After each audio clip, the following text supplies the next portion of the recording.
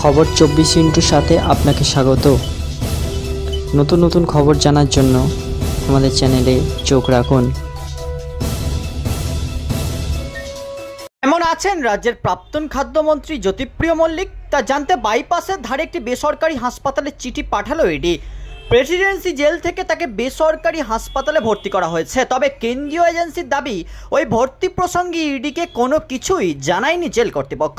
আদালতেও সেই তথ্য জানিয়েছে ইডি সূত্রে খবর। তবে শুধু আদালতই নয়, জ্যোতির স্বাস্থ্যের আপডেট জানতে চেয়ে হাসপাতালে চিঠি পাঠিয়েছেন কেন্দ্রীয় এজেন্সিও।